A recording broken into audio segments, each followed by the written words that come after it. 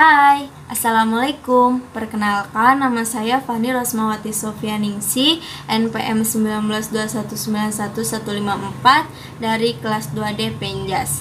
Di sini saya akan membahas mengenai keterampilan gerak. Nah, saya akan membahas 3 poin. Yang pertama ada pengertian keterampilan gerak. Oke. Keterampilan gerak itu sendiri yaitu suatu kemampuan seseorang untuk melakukan suatu gerak secara maksimal sesuai dengan kemampuannya. Keterampilan gerak seseorang itu berbeda-beda. Adapun faktor yang mempengaruhinya yaitu pada faktor usia maupun pengalaman gerak yang dilakukan oleh setiap individu. Nah, keterampilan gerak itu bisa kita peroleh melalui proses belajar, yaitu dengan cara bagaimana kita memahami suatu gerakan dan dilakukan secara berulang dengan kesadaran pikiran kita saat melakukan gerakan tersebut. Nah, yang poin kedua itu ada klasifikasi keterampilan gerak.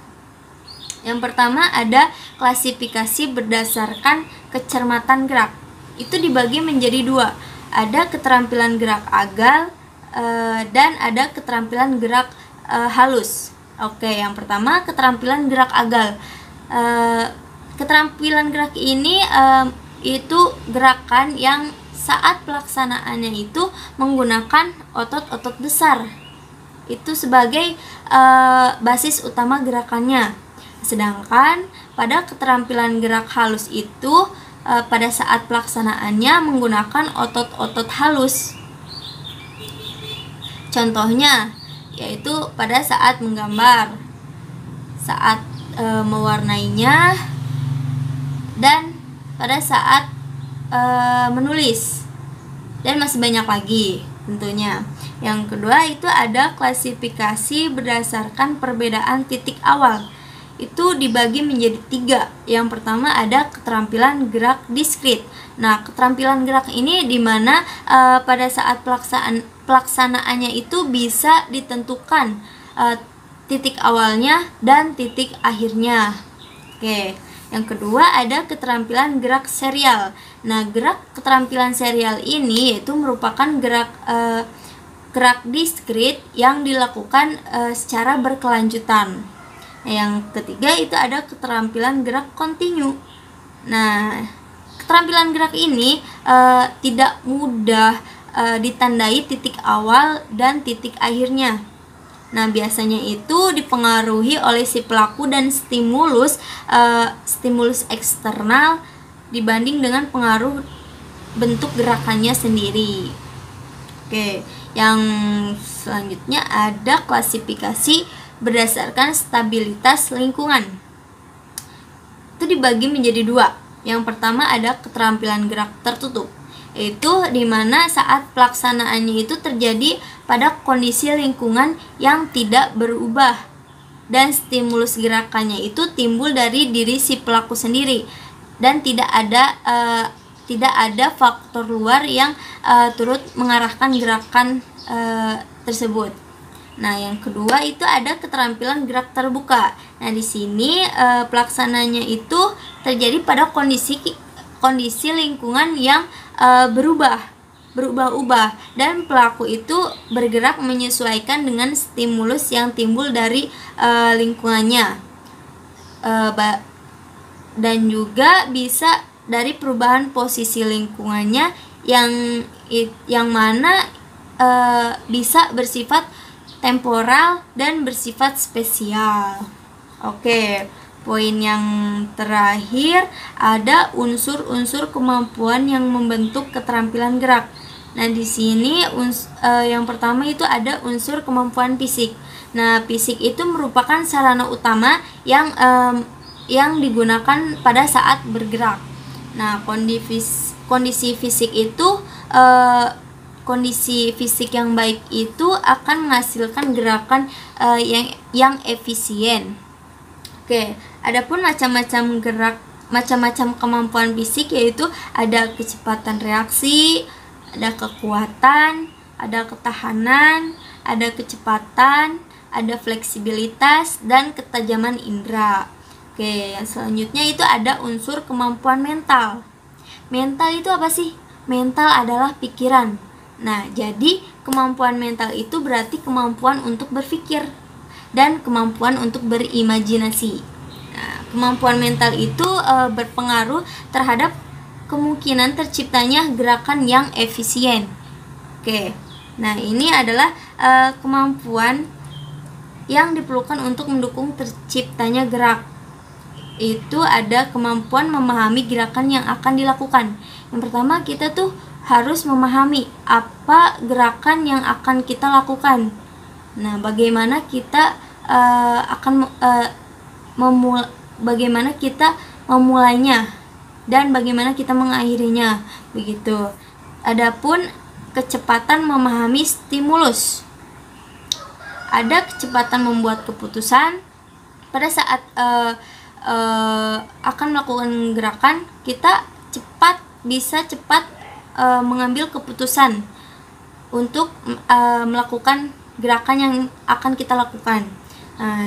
Itu ada.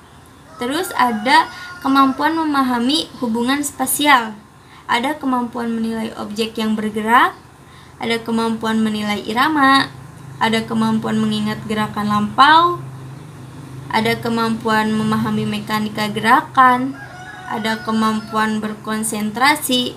Nah, itu adalah kemampuan-kemampuan untuk mendukung terciptanya gerak, gitu. Yang selanjutnya ada unsur kemampuan emosional. Nah, kemampuan dan kondisi emosional ini diperlukan untuk mendukung pelaksanaan gerakan yang efisien, yaitu diantaranya ada kemampuan mengendalikan emosi dan perasaan. Nah, pada saat kita akan melakukan keterampilan gerak, maka kita harus bisa mengendalikan emosi dan perasaan kita.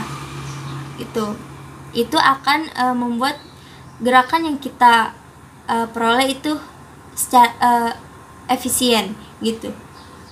Terus tidak ada gangguan emosional. Jadi emosi kita itu benar-benar tidak ada yang mengganggu. Jadi kita bisa mengontrol emosi kita saat akan maupun sedang melakukan keterampilan gerak tersebut. Nah, terus kita pun merasa perlu dan ingin mempelajari atau melakukan gerak. Jadi apabila kita akan melakukan keterampilan gerak, tetapi kita tidak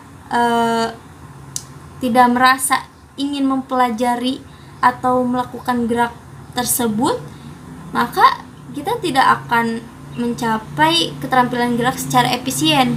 Jadi kita tuh harus menanamkan rasa wah, saya perlu melakukan keterampilan gerakan tersebut. Jadi nantinya kita akan mendapatkan keterampilan gerak secara efisien, hasilnya akan efisien, gitu. Nah, selanjutnya itu memiliki sikap yang positif terhadap prestasi gerak. Nah, mungkin di sini sikap yang positifnya itu apabila kita melakukan keterampilan gerak tersebut, nantinya kita akan mendapatkan prestasi dari hasil keterampilan gerak yang kita lakukan. Tuh. Yang terakhir ada organisasi unsur-unsur pendukung gerakan yang terampil. Nah, di dalam berbagai gerakan, semua sistem tubuh itu difungsikan melalui sistem saraf. Itu untuk menghasilkan kontrol tubuh pada saat melakukan gerakan. Nah, kontrol tubuh itu ada 3 macam.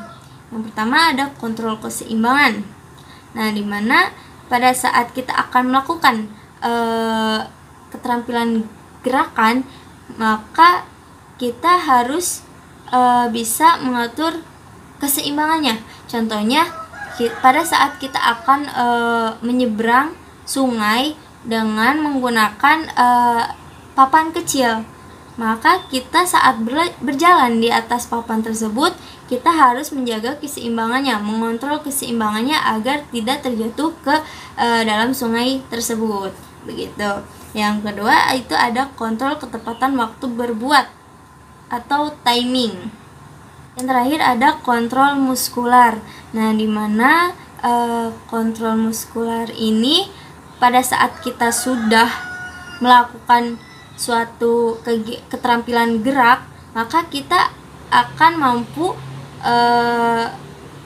kembali ke posisi normal. Jadi otot kita akan kembali rileks begitu.